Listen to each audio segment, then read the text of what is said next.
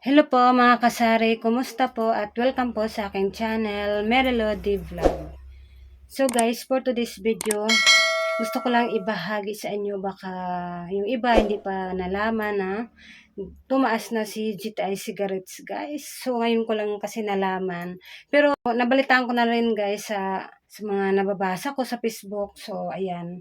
Kaya talaga namang kanina nung paghatid ko sa anak ko ay dumiretso kagad ako sa palengke para isigurado ko talaga kung tumaas na ba talaga. Baka hindi pa natin alam na nagbibinta pa rin tayo ng mura so tumaas na pala.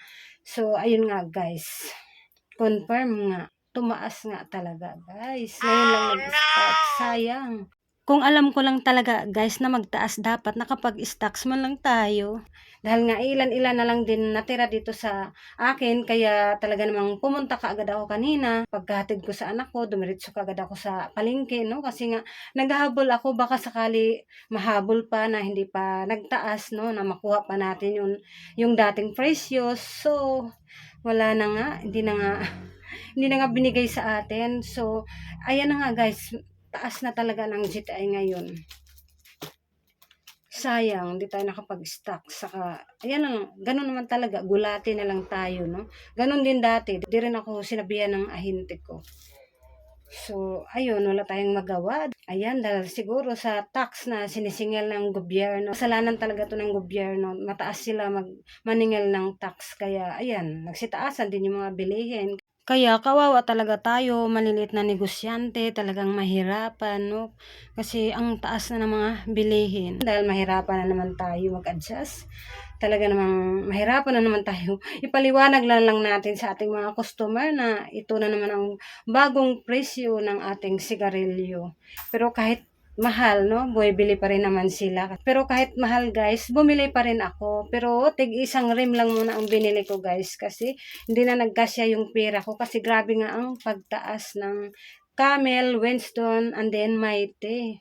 Kaya bumili lang ako ng tig isang rim para hindi lang tayo maubusan, para pag may maghanap, so mayroon tayong maibigay sa customer, no? Kasi yung iba naman, kahit mahal yung mga user, ay mayroon pa rin naman bumibili na pa isa-isa. So sayang din naman yun. Kaya, ayan, wala naman tayong magawa, kundi taasan din natin. So, di ko alam lang sa inyo guys, kung ganun din ba, kung tumaas din ba sa inyo, no? Kasi dito sa aming lugar sa Nabutas, ay grabe, ngayong araw, nag-umpisa ang pagtaas guys. Sayang. Kung alam ko lang na magtaas ngayon, dapat kahapon pumunta na ako sa palengke.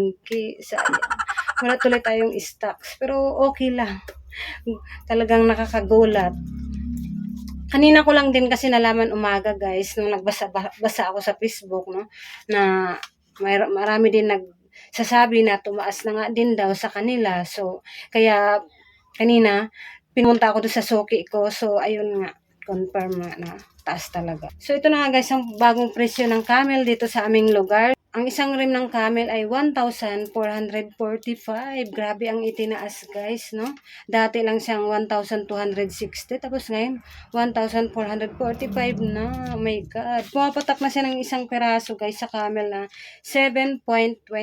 Kaya hindi na kaya sa 8 talagang isa. Parang sintabos na lang ang tutubuin mo. Nagbabayad pa tayo ng tax, no? Kaya ayan, wala tayong magawa. Kundi taasan din natin kasi kung di rin natin taasan, tayo naman ang malugi, pagod na lang matira sa atin. So, ayan guys, yung bagong presyo ni Camel, no? And then, dito naman tayo sa Winston. Grabe, ang taas ng Winston. Ang Winston guys, sa isang rim ay 1,795. Oh my God, grabe ang taas. So, ang puhunan na niya ng isa guys ay, bali pumapatak na siya guys, ang isa 8.9.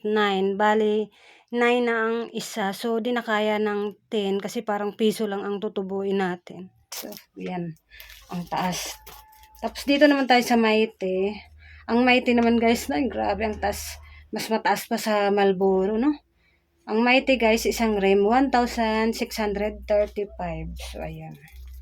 Ang puhunan na ng Mighty ay 8.1, no? Baka doon sa mga hindi nakaalam, no? Kaya ito binahagi ko guys para sa baka sakali hindi pa tumaas sa inyo, makapag-stocks kayo kahit ilan-ilan, no, di ba? Sayang din. So, tulad ko nga na hindi ko din alam na ngayon magtaas kasi wala naman sinabi sa akin yung ahente ko, kaya di tayo nakapag-stocks ng marami. Kasi, siyempre, talagang budget lang din yung ating benta kasi hindi naman dito lang tayo makapokus sa mga sigarilyo, sa mga paninda pa natin, lalo na mga fast moving, di ba? Ang dami nating orderin na kailangan na mayroon tayong stocks, hindi lang naman tayo mag-focus sa sigarilyo. Pero ang sigarilyo guys ay talagang mabenta din, pero kaso nga lang ang mahal, kaya hindi na tayo makapag-order ng maramihan. Basta pag may binta, bili-bili na lang tayo ng tag-isang rim, no?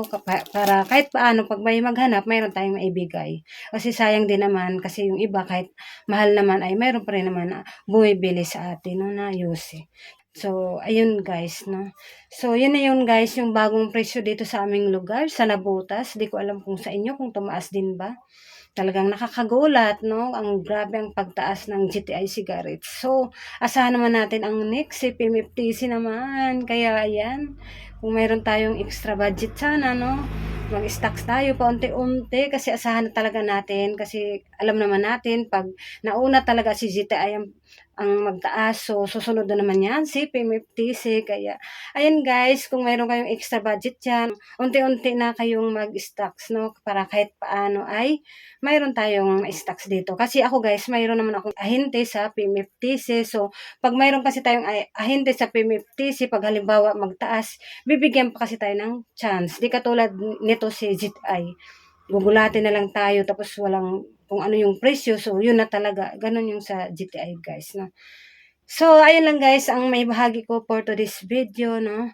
Para malaman nyo lang din na yung mga hindi kasi nakaalam, no? Kaya gusto ko lang din ibahagi, no? Kasi magugulat, talagang nakakagulat ang pagtaas ng GTI cigarettes. So, ayun lang guys. Maraming salamat po sa mga nanonood. At kung bago ka pa lang sa aking channel, don't forget to like, subscribe, para lagi po kayong updated sa susunod ko pang mga videos. So, bye!